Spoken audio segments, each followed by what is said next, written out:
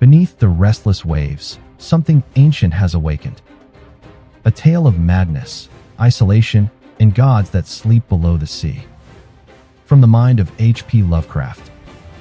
You are about to enter the nightmare world of Dagon.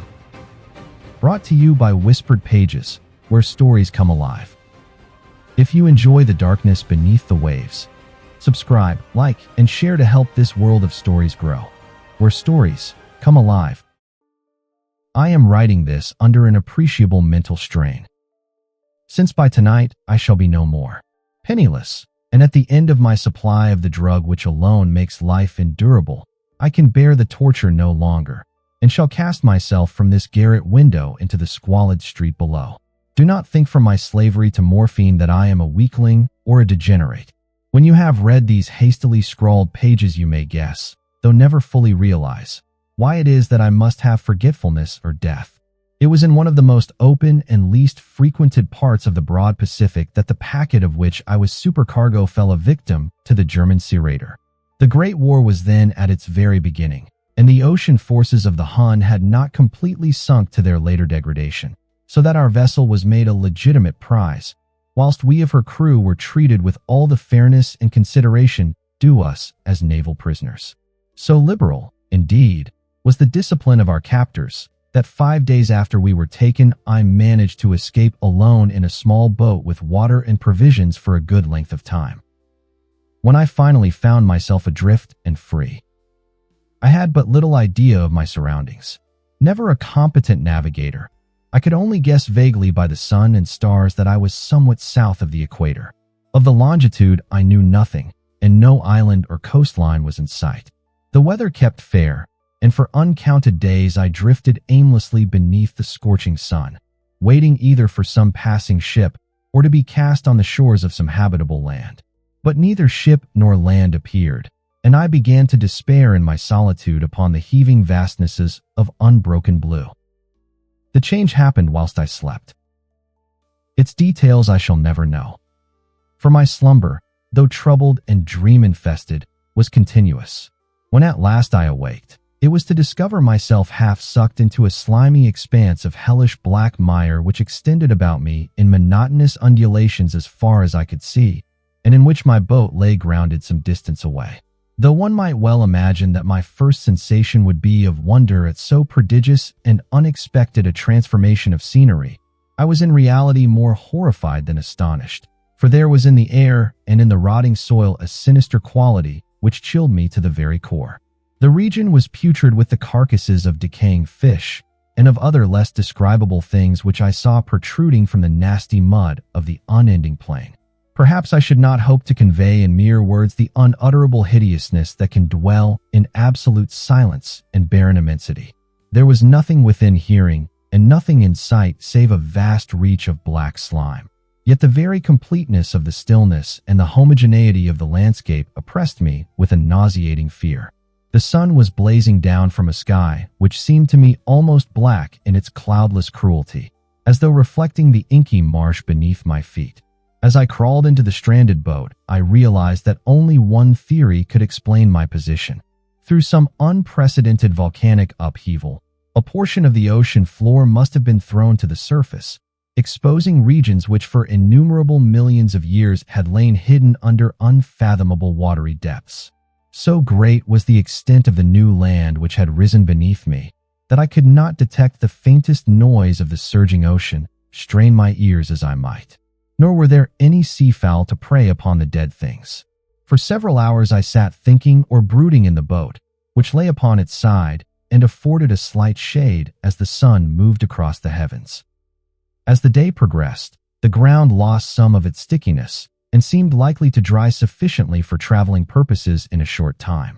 That night I slept but little, and the next day I made for myself a pack containing food and water, preparatory to an overland journey in search of the vanished sea and possible rescue. On the third morning I found the soil dry enough to walk upon with ease. The odor of the fish was maddening, but I was too much concerned with graver things to mind so slight an evil, and set out boldly for an unknown goal. All day I forged steadily westward, guided by a faraway hummock which rose higher than any other elevation on the rolling desert. That night I encamped, and on the following day still traveled toward the hummock, though that object seemed scarcely nearer than when I had first espied it. By the fourth evening, I attained the base of the mound, which turned out to be much higher than it had appeared from a distance, an intervening valley setting it out in sharper relief from the general surface. Too weary to ascend, I slept in the shadow of the hill. I know not why my dreams were so wild that night, but ere the waning and fantastically gibbous moon had risen far above the eastern plain, I was awake in a cold perspiration, determined to sleep no more. Such visions as I had experienced were too much for me to endure again, and in the glow of the moon I saw how unwise I had been to travel by day. Without the glare of the parching sun, my journey would have cost me less energy. Indeed, I now felt quite able to perform the ascent which had deterred me at sunset. Picking up my pack, I started for the crest of the eminence. I have said that the unbroken monotony of the rolling plain was a source of vague horror to me. But I think my horror was greater when I gained the summit of the mound and looked down the other side into an immeasurable pit or canyon, whose black recesses the moon had not yet soared high enough to illumine. I felt myself on the edge of the world, peering over the rim into a fathomless chaos of eternal night. Through my terror ran curious reminiscences of Paradise Lost and of Satan's hideous climb through the unfashioned realms of darkness. As the moon climbed higher in the sky, I began to see that the slopes of the valley were not quite so perpendicular as I had imagined. Ledges and outcroppings of rock afforded fairly easy footholds for a descent, whilst after a drop of a few hundred feet, the declivity became very gradual. Urged on by an impulse which I cannot definitely analyze, I scrambled with difficulty down the rocks and stood on the gentler slope beneath, gazing into the Stygian deeps where no light had yet penetrated. All at once my attention was captured by a vast and singular object on the opposite slope, which rose steeply about 100 yards ahead of me, an object that gleamed whitely in the newly bestowed rays of the ascending moon. That it was merely a gigantic piece of stone, I soon assured myself, but I was conscious of a distinct impression that its contour and position were not altogether the work of nature. A closer scrutiny filled me with sensations I cannot express, for despite its enormous magnitude and its position in an abyss which had yawned at the bottom of the sea since the world was young, I perceived beyond a doubt that the strange object was a well-shaped monolith whose massive bulk had known the workmanship and perhaps the worship of living and thinking creatures. Dazed and frightened, yet not without a certain thrill of the scientist's or archaeologist's delight, I examined my surroundings more closely. The moon, now near the zenith, shone weirdly and vividly above the towering steeps that hemmed in the chasm, and revealed the fact that a far-flung body of water flowed at the bottom, winding out of sight in both directions, and almost lapping my feet as I stood on the slope. Across the chasm, the wavelets washed the base of the Cyclopean monolith, on whose surface I could now trace both inscriptions and crude sculptures. The writing was in a system of hieroglyphics unknown to me, and unlike anything I had ever seen in books, consisting for the most part of conventionalized aquatic symbols such as fishes, eels, octopi, crustaceans, mollusks, whales, and the like. Several characters obviously represented marine things which are unknown to the modern world, but whose decomposing forms I had observed on the ocean-risen plain. It was the pictorial carving, however, that did most to hold me spellbound. Plainly visible across the intervening water on account of their enormous size were an array of bas-reliefs whose subjects would have excited the envy of a Dor. I think that these things were supposed to depict men, at least a certain sort of men, though the creatures were shown disporting like fishes in the waters of some marine grotto, or paying homage at some monolithic shrine which appeared to be under the waves as well. Of their faces and forms I dare not speak in detail, for the mere remembrance makes me grow faint.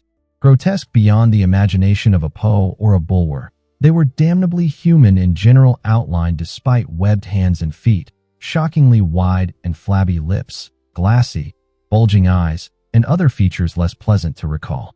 Curiously enough, they seem to have been chiseled badly out of proportion with their scenic background, for one of the creatures was shown in the act of killing a whale represented as but little larger than himself. I remarked, as I say, their grotesqueness and strange size.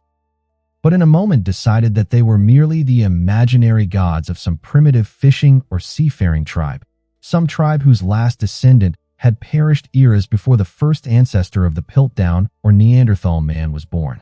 Awestruck at this unexpected glimpse into a past beyond the conception of the most daring anthropologist, I stood musing whilst the moon cast queer reflections on the silent channel before me. Then suddenly I saw it.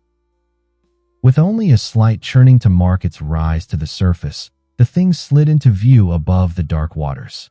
Vast, Polyphemus-like, and loathsome, it darted like a stupendous monster of nightmares to the monolith, about which it flung its gigantic scaly arms, the while it bowed its hideous head and gave vent to certain measured sounds.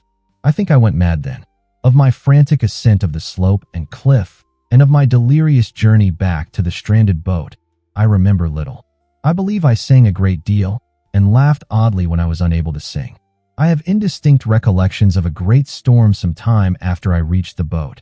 At any rate, I know that I heard peals of thunder and other tones which nature utters only in her wildest moods.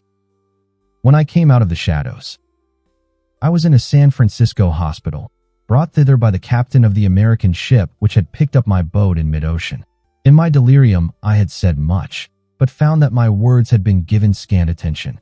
Of any land upheaval in the Pacific, my rescuers knew nothing, nor did I deem it necessary to insist upon a thing which I knew they could not believe. Once I sought out a celebrated ethnologist, and amused him with peculiar questions regarding the ancient Philistine legend of Dagon, the fish god, but soon perceiving that he was hopelessly conventional, I did not press my inquiries. It is at night, especially when the moon is gibbous and waning, that I see the thing. I tried morphine, but the drug has given only transient surcease, and has drawn me into its clutches as a hopeless slave. So now I am to end it all, having written a full account for the information or the contemptuous amusement of my fellow man. Often I ask myself if it could not all have been a pure phantasm, a mere freak of fever as I lay sun-stricken and raving in the open boat after my escape from the German man-of-war. This I ask myself, but ever does there come before me a hideously vivid vision in reply.